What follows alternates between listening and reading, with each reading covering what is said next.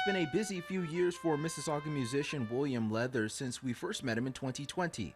Back then, Leathers was a teenage virtuoso who was accepted into one of the most prestigious musical institutions in the world, the Julliard School.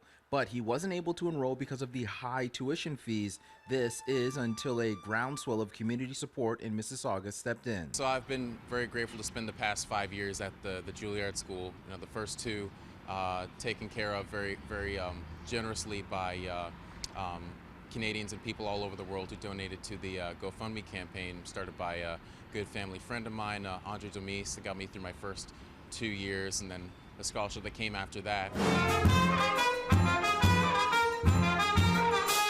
Now he's a sought-after talent. Leathers was invited to be the principal trumpet with the Toronto Symphony Orchestra and still found time to complete his accelerated master's degree this past May. The most fun part about that was my graduation week. We happened to be playing a Strauss program at the Nashville Symphony that week in May, which included Julliard School and Death and Transfiguration.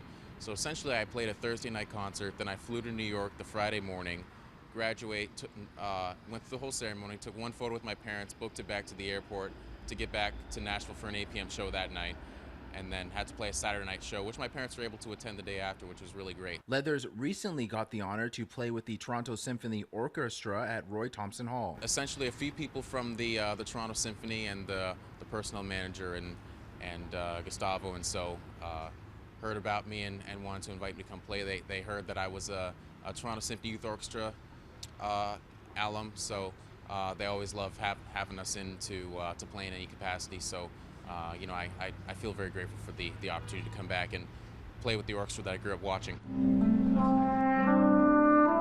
Leathers says that he is truly grateful for the community support to help him make it through his first 2 years financially, and plans on starting his own foundation to help make sure other youth have the funds to go to their dream school. In Toronto, I'm Rowe for City News.